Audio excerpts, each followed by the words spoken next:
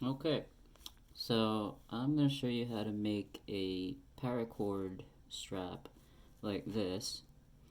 Um, so what you're going to need is two lengths of paracord, about 2 feet long each. That's what I use for my 6-inch wrist. But if you have a bigger wrist, maybe like 7 to 8, I would do longer cords, maybe 3, 4 feet. Um, and then you'll need the buckle.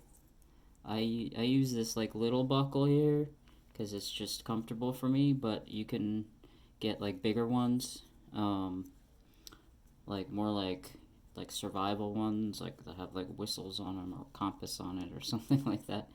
Um, um, so then what you do is, um, oh, well, first thing, if the ends of your cords are kind of frayed like that, um, you can burn the ends to make them not frayed. I use this barbecue lighter. Um, some people also use these things called jet lighters, which they say is better. This works fine for me. Um, and then, so you pull each cord through evenly. So you got, one half on the top, one half on the bottom. Um, and both sides. So then here you can see why it's good to have the ends not frayed, so they go through the buckle. So here you got two on the top, two on the bottom, and then something that you can do that makes the braiding process easier is the bottom two. You take a piece of tape like this, and you tape them together. At the end like that. Together. Alright, so got your two top, two bottom, and then what you're gonna do is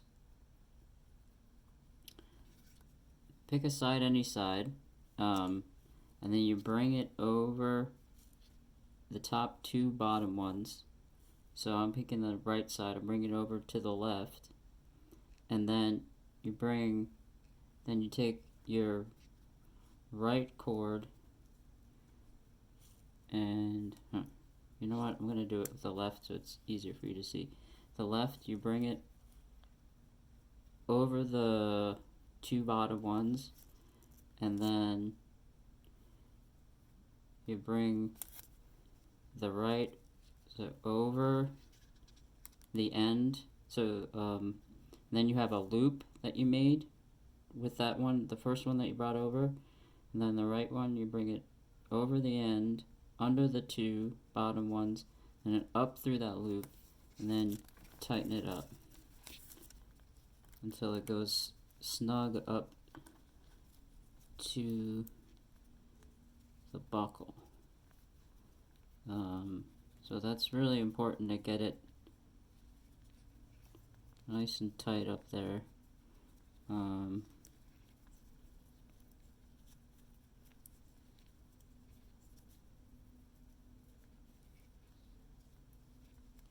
So it might take a little finagling. You pull the two ends so it's tight.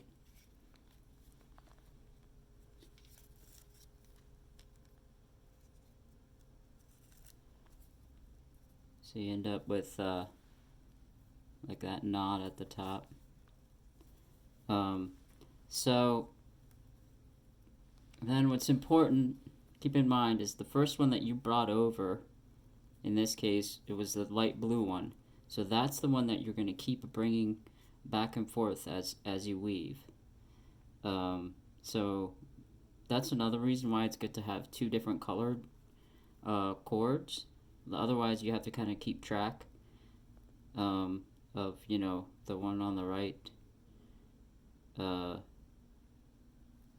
is the one that goes over and then and then left and then right and left and then right. Because if you do the same one over, that like if you do the right and then the right again, the pattern messes up, and it also starts to like twist. You won't get a flat band. So then again, the dark blue one I bring over the end of the light blue one, then under the two bottom ones, up through the loop, and tighten it up. You're just gonna keep doing that as you go along. Tight, like that. And we'll do it again with the light blue one over the bottom two, over the blue with the dark one, under through the loop,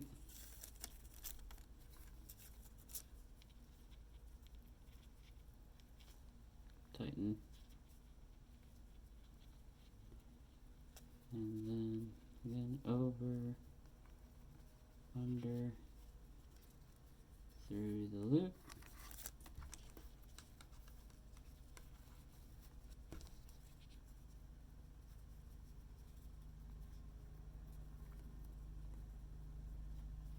alright, and you want to make sure that you keep the same side up, so like don't flip it around and start knitting, because that's going to change the pattern. I did that once before. Then through,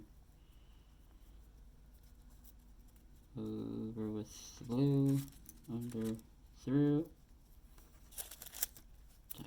So now you can start to see the pattern. So I'm getting the light blue down the middle and the dark at the edges.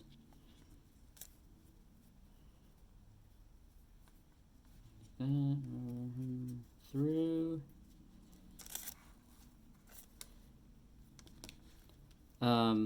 So if you do mess up, it's really easy. You just unravel, unweave it. Just pull the ends out, and then you start over from where you messed up. But then, so again, bring the light one over the bottom two, over, through. So, and you just do it until you get to the end. So you can't do it anymore. Sometimes you need to push it up so it tightens. That. So that is important if you want to keep make a nice even band, even looking band. Tight.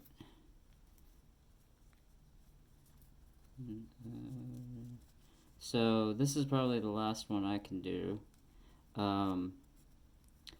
So the way I measure the length of these is by these loops. So here I have 1, 2, 3, 4, 5.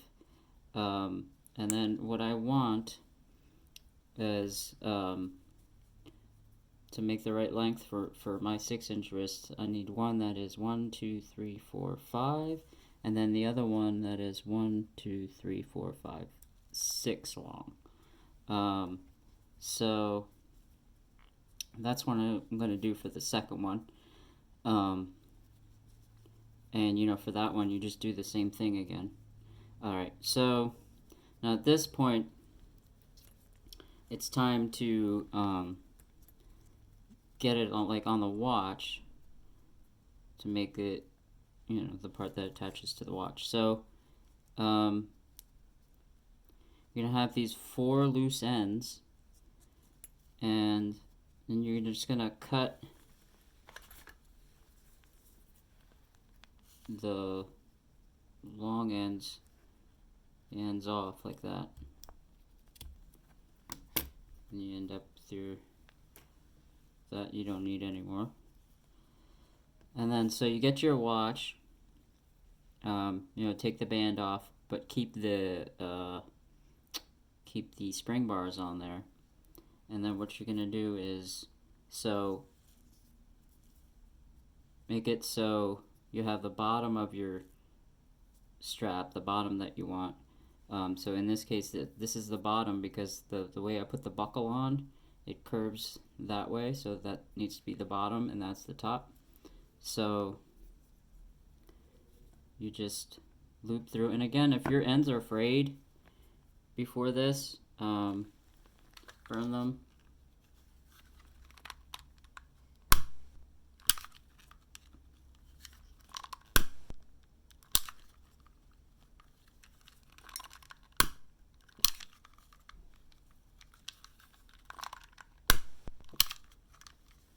Okay, and then you pull them through. It doesn't matter which side you do it, because you can, in the end, you can take them off and switch sides if you want.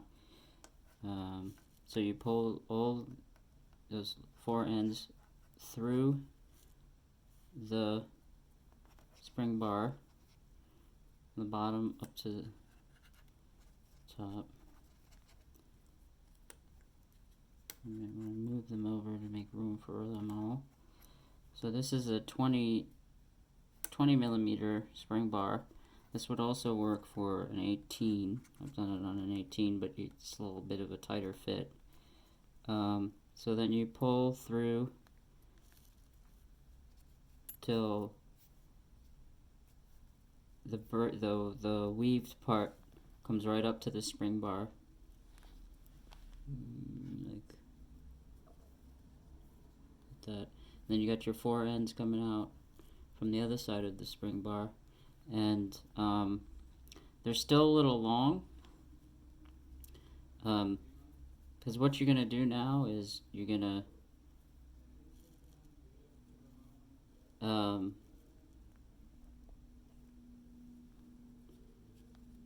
then you cut the ends off just a little more to make them a little shorter. They're too long.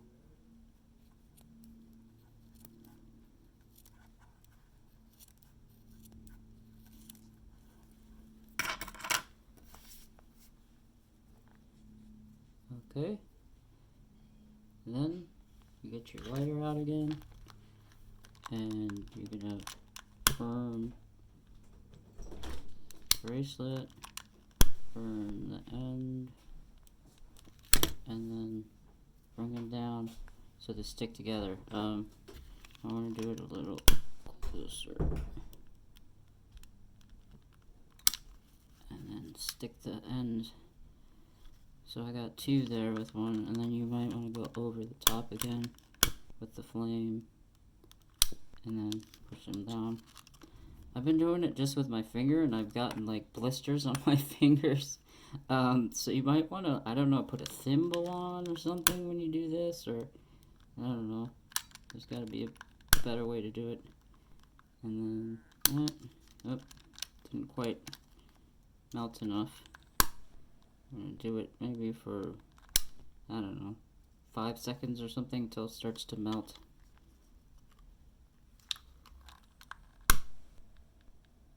And like that, and down.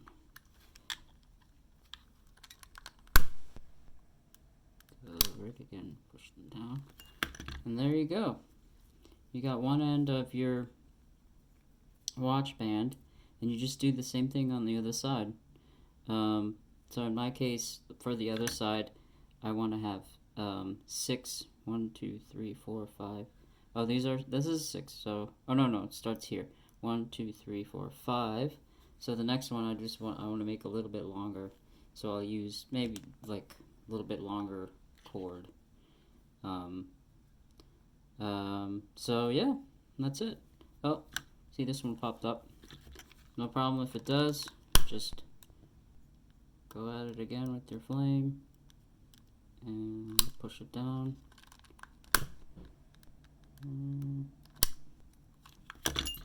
But yeah, I really recommend maybe a thimble or something. Really burning my fingers. So there you go. So when you do the other side, you might want to take this little buckle off. You know, so you don't have it attached to the watch. And you know, same thing again. Pull through with the left. So I didn't burn the end, so that was a little tough getting through, but still works. And then the other side.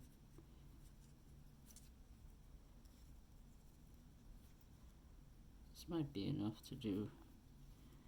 And then start with one side. Do the left side.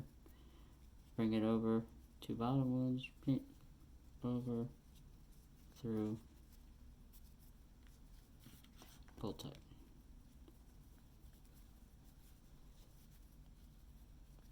So that's it.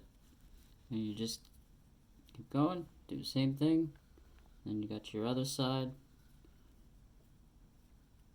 and you got a two-part watch band.